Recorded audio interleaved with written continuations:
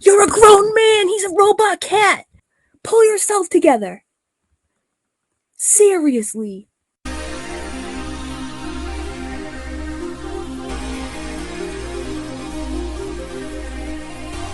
Hi. I'm Bobby. I am a robot cat. Oh, do I have a treat for you? Let us flash back to that time Catherine claims a famous rapper wrote a song just for her. Enjoy. Good afternoon, everyone. It's Katie Joy from Without a Crystal Ball. I have a story time that we're going to do today. Oh yay. And just wanted to do this because a couple of you had asked for one after I admitted on a live stream that I have a wild child background. I do not believe this at all. You prude. Apologize ahead of time if I am stuffed up, if I itch my nose, or if I have a runny nose, because my son's bathroom is currently being demolished at the University of Minnesota. I was a wild child. I'll be honest. I was very much a party girl. I was also very dedicated to my studies, and I studied Spanish. I received a Bachelor's of Arts in Spanish Studies with an emphasis in Latin American culture and history. Just get to the embarrassing story. And on a night in January, we decided that we were going to go see Atmosphere. Now, Atmosphere played at First Avenue, but then they also played at these very seedy clubs. And I'm not even kidding when I say seedy. Let me guess. There were poor people there. There was a club on the West Bank, and the West Bank of the University of Minnesota is in a not so good part of town, to be frank. At the I knew it. Low income area. Time when I was at school, there is a really large complex of towers of apartment buildings that are low income and unfortunately very and it's not, I don't know if it's necessarily because of this or what, but there's a lot of crime associated with this specific neighborhood. Wow. And sadly, a lot of the apartments that are in that facility don't have running water, they don't have heat. It's actually kind of, it's very unfortunate. And that makes the human beings who live there dangerous. At that time, understood. Minnesota had been had taken in a lot of Somalian immigrants because of a civil war in Somalia, and so the area got very populated very, very, very quickly, and then as a result, a lot of crime started popping up, and so the West Wow, Catherine. Wow. Bank actually became really dangerous for a while when we were in school, and we were told like not to really hang out there because of the crime that was going on there at the time. And you self-entitled rebel. On the night that we decided to go to this concert, it was on the West Bank, right by this complex that has a ton of crime, and we had to park like blocks away. It was like crazy, crazy, crazy. Yeah, it's I don't really know much about that area now because I haven't lived there in quite some time, but at the time it just wasn't a very good part of town. So we ended up like trudging through this part of town, and we went to this little club called the Red Sea. And the Red Sea had this sort of intimate back room that had a very small stage where you could see Atmosphere anymore, like you could get closer to him than when he was like at First Avenue, which is really why we wanted to go see him. We wanted to see him in a smaller venue. I wonder why. Do go on. He came there with a couple of the bands that he tours with, and after the show, like my friend and I, like we watched the show, we had fun, it was a really good time. If you know anything about Atmosphere or the type of music that this is, it's a very heavy male crowd.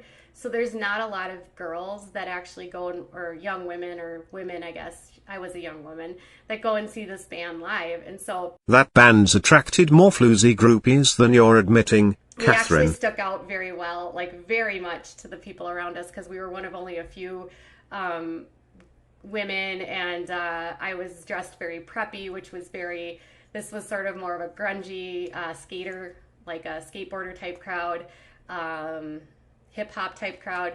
And I mean, a lot of, and I don't You really always have been a stuck-up cow. mean like it, I don't know. At the time, it was a lot of skateboarders in the area that were really into this kind of music. Damn those terrible simoleon skateboarders. So, and I stuck out like a sore thumb. So, I ended up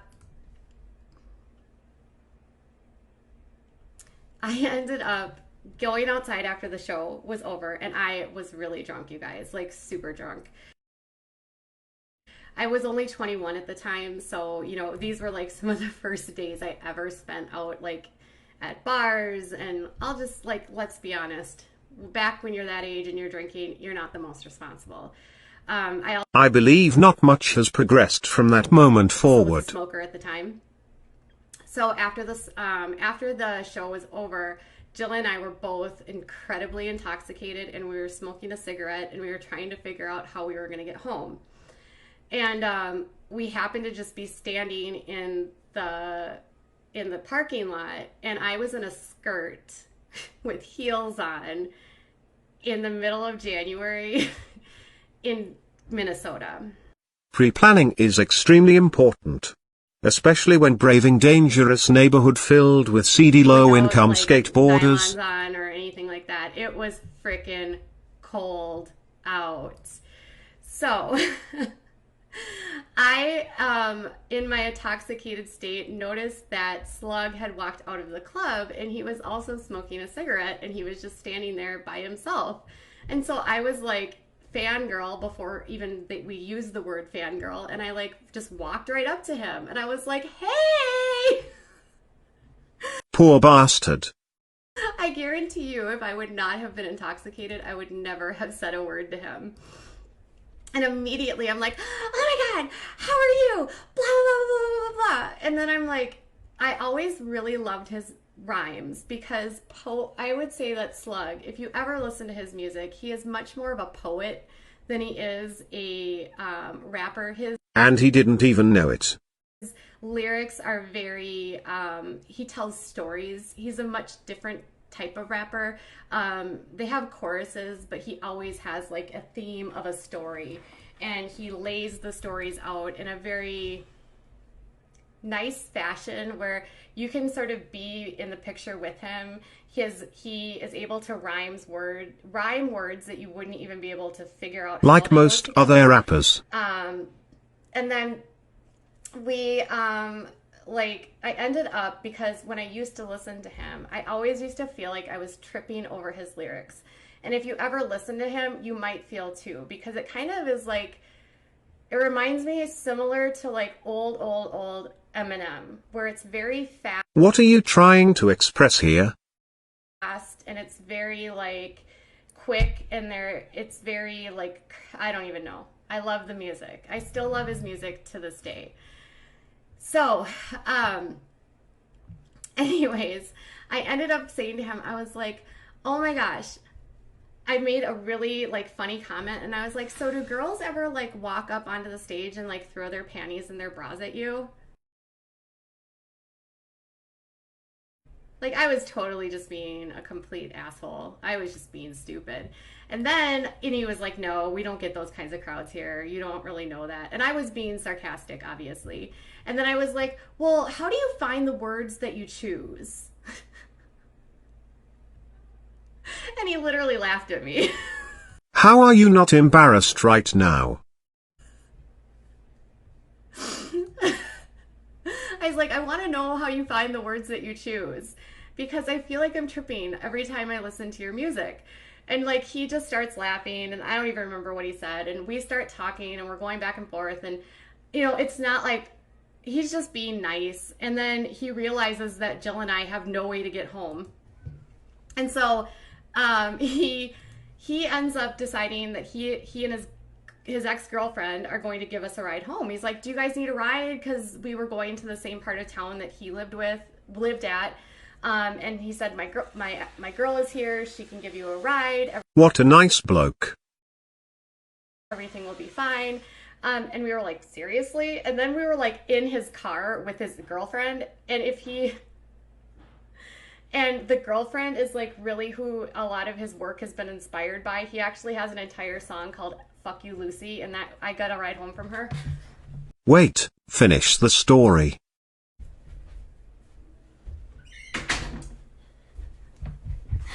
Sorry, guys. So then in the car, I get belligerent because I'm still super drunk, you guys, like super, super drunk. And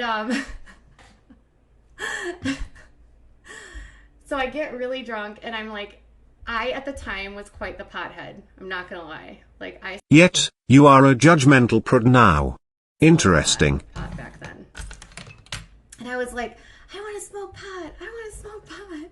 And I had some in my purse and I wanted to just like light it up. And I was like, and I knew he smoked because he smokes at his shows and he talked about it in his raps and I saw them smoking and I had friends that were friends with him that like smoked with him. So I knew that they did.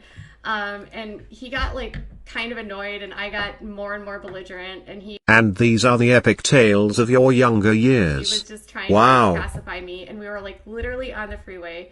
And embarrassing 101, right? Like, and I'm admitting this, you guys. I'm straight admitting this. So we get off the freeway, and all of a sudden they stop and they pull into a Super America, which is a gas station. They actually don't exist here anymore. I don't know what they're called today.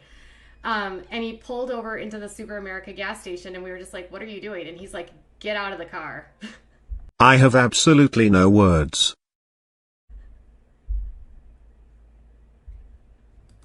And he literally kicked us out of the car on Lyndale Avenue in January in the middle of winter. Blocks away from Jill's apartment. And I had heels on. There was probably 2 feet of snow. And I was literally so like out of it and embarrassed. And Jill was like, I can't believe you. You're So, if anything, this would confirm you absolutely cannot sad. keep Why friends. would you do that? He wants us gone, blah, blah, blah. And I was like, okay. So I'm like belligerently drunk still at this point. And we get back to Jill's house and we pass out, okay? And then for a while, I was actually super annoyed at him and I thought it was super rude. But, you know, now when I'm, you know, all these years later, like almost 20 years later, I totally know why he kicked me out of his car. Cause I do not believe I know many men who would not lop you directly into a car park. Then or I now? was this drunk college girl in his car being obnoxious. So,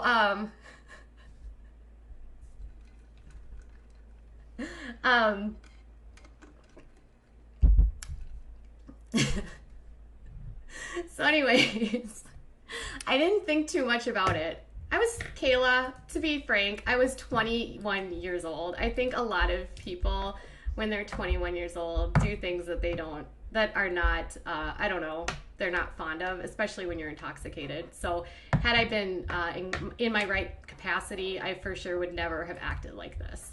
Are you certain? So, anyways, a couple months later, a new album dropped by Slug, and I was kind of shocked because a song called Hair on the record actually sounded a lot like the interaction I'd had with him only a few months before. Are you serious, Kayla?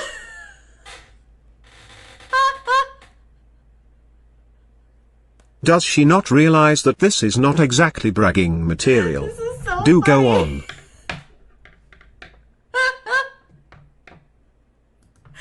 So anyways. Oh, this is so funny. Okay. So imagine my surprise when a couple months later on his album, I am sitting listening to a song called Hair. Well, that would be quite odd. Considering you have none. Never mind. And the beginning lyrics say, there's a girl talking and says, could I throw like pennies on the stage, which were panties, so I couldn't be a effing groupie and just F with you because you're on stage and others of us want to F you. And he said, no, see, bands like us don't get groupies. And then the girl says no, and he says, yeah. And she says, so you're full of bullshit. And he says, no, I'm not full of shit. I mean, have you ever heard our songs? I mean, basically, exactly, that's what I'm saying. Not exactly a romantic ballad. Wow. So, and then,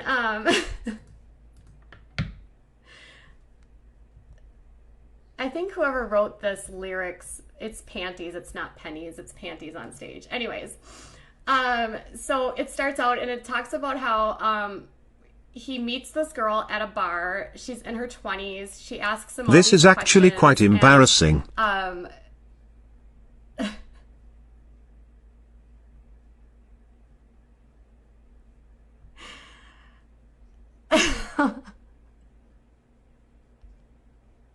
Give yourself a paper bag. okay, so in this, My God. I'm sorry, I'm reading, I'm trying to find where he says it.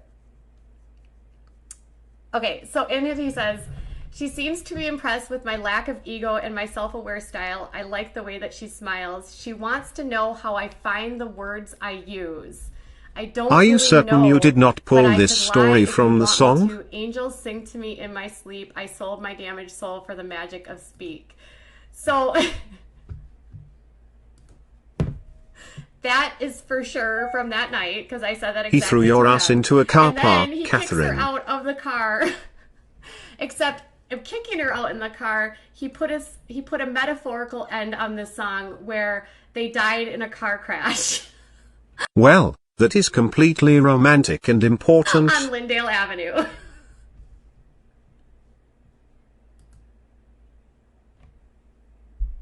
I was dying when I heard this song. Anyways.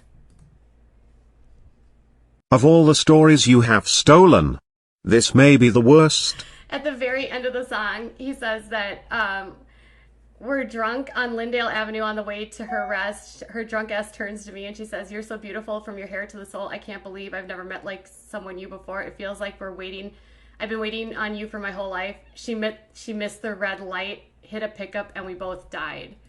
Well, that's one way to tell someone to go away. What is basically how it ends up, which is kind of a metaphor to how on that night on Lyndale Avenue, he kicked me out of his car and I basically like hit a pickup truck with my behavior. So, he probably did. The song is Hair. The song is Hair, yes. Is there a statute of limitation? I'm shocked you haven't tried to sue the poor bastard. Wow, Catherine. Wow.